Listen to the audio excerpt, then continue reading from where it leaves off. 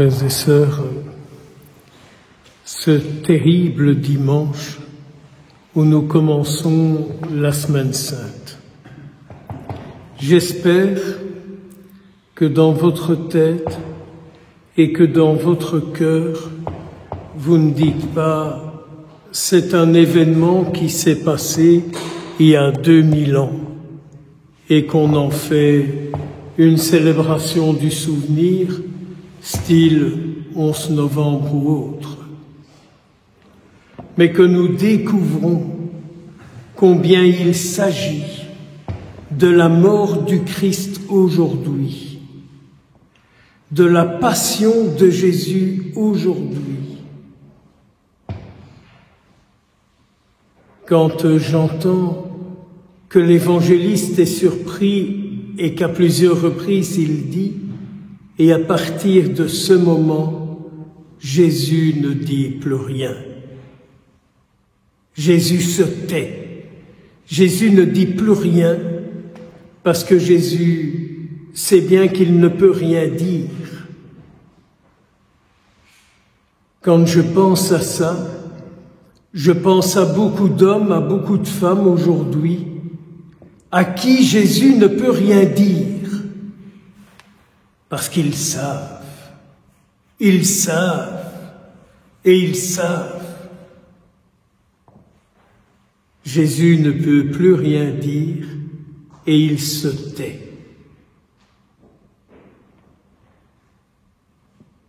Et vous le savez comme moi, c'est terrible pour aujourd'hui. Quand Jésus se tait, c'est tous les esprits tordus qui se mettent en œuvre.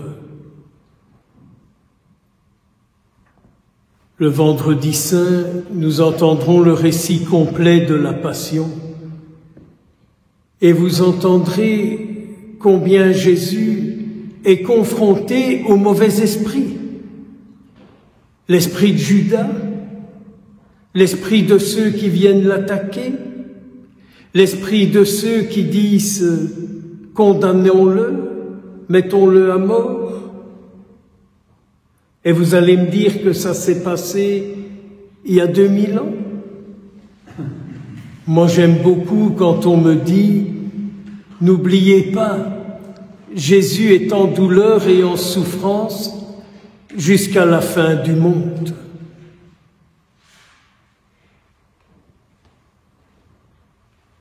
Aujourd'hui, Jésus cherche des cœurs qui vont s'unir à lui en cette semaine terrible. Quand Jésus dit dans le récit de sa passion « Mais restez avec moi, veillez avec moi, vous n'avez pas pu passer une heure avec moi. » Ce matin, j'ai été triste. À l'Eucharistie que je célébrais, bon, qui était peut-être un peu longue par des chants interminables, de voir que un quart de l'église s'est vidé, quoi. Je me dis, on ne sait pas rester plus d'une heure avec lui, quoi. On ne sait pas rester du temps avec lui, quoi. Alors vous, moi, nous ne pourrions-nous pas aujourd'hui dire au Seigneur, je m'unis à toi pour lutter contre un point que tu veux me confier. Arrêtons le moi. Qu'attends-tu de moi pour lutter contre quelque chose qui détruit mes frères et mes sœurs dans le monde d'aujourd'hui? C'est compliqué de s'unir à lui et de dire « Mais Seigneur Jésus, je m'unis à toi pour lutter contre ceci, contre cela, mais avec ta grâce. » Parce que sans sa grâce, c'est impossible. On perd courage. On a peur de se faire mal voir. On a peur de se faire jeter. On a peur de se faire juger. Ratatatatitata. mais avec toi, Seigneur, je veux lutter. Comme nous avons dit dans les oraisons, que ce soit de bénédiction des rameaux ou l'oraison d'entrée dans cette Eucharistie, vivre avec lui pour ressusciter avec lui. Parce qu'aujourd'hui, on veut bien ressusciter avec lui. Mais vivre avec lui, ça, c'est un timbre de viol, hein, comme on dit en Wallonie. Cause toujours, tu m'intéresses, je veux bien ressusciter avec toi. Mais vivre avec toi, ça, hein, Seigneur, quand même, n'en demande pas trop, hein. Je veux bien ton bonheur, mais je ne veux pas m'engager avec toi pour sauver le monde. Un bien grand mot que de sauver le monde. Sauver celui avec lequel on vit, celle avec lequel on vit. Sauver un peu sa famille de tous ces faux dieux. Sauver un peu nos paroisses, qui s'imaginent souvent tellement saintes et saines. Sauver un peu nos monastères. Sauver un peu le sacerdoce dans le monde. Sauver un peu la vie religieuse dans le monde. Sauver tout ce qui est dans le monde pour être présence du Christ. Sauver tout ce qu'il y a dans le monde lié à lui pour être sa présence. Je pourrais vous en dire des choses que j'entends dans certains milieux, parce que c'est trop fatigant, parce que c'est trop lourd, parce que ma santé, parce que mes douleurs. Ah, moi. Et encore moi et rien que moi.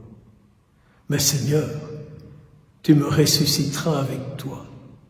Pour foutre quoi? La poisse là où tu seras. La purification d'abord, et après on verra. Ça, c'est la parole du Christ. J'aimais aussi beaucoup dans ce récit de la Passion, la femme de Pilate qui lui dit « Ne fous pas ton nez dans cette affaire, hein, parce que si tu savais cette nuit, comme j'ai mal dormi en pensant à lui, hein,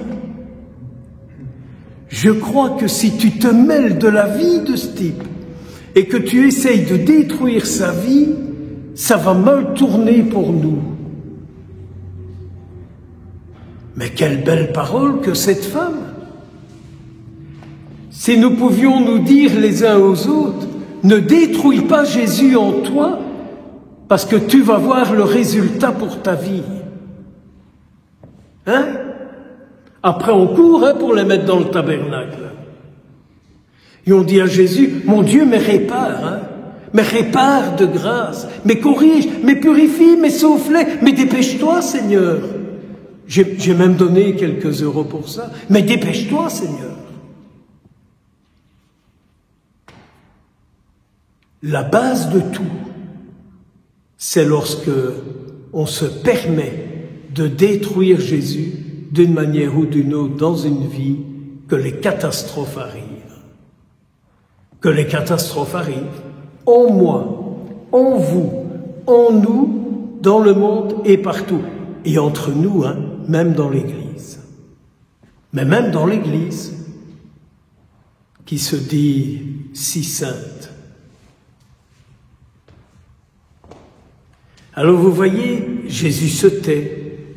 Cette femme dit, ne fous pas ton nez là-dedans, ça pourrait mal finir pour nous.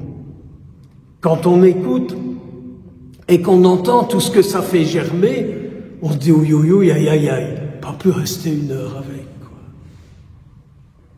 L'angoisse de Jésus est tellement forte, si vous allez lire un autre récit, qu'il en transpire des gouttes de sang. C'est réel, hein? Son angoisse est tellement forte qu'il y a des vaisseaux qui sautent.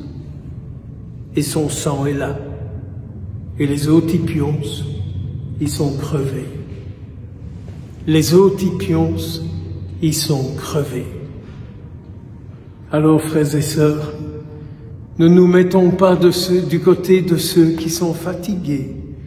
Ne nous mettons pas du côté de ceux qui sont épuisés. Mais mettons-nous du côté de celles et ceux qui sont avec lui et qui veulent rester avec lui aujourd'hui et pour les siècles des siècles. Au nom du Père, du Fils et du Saint-Esprit.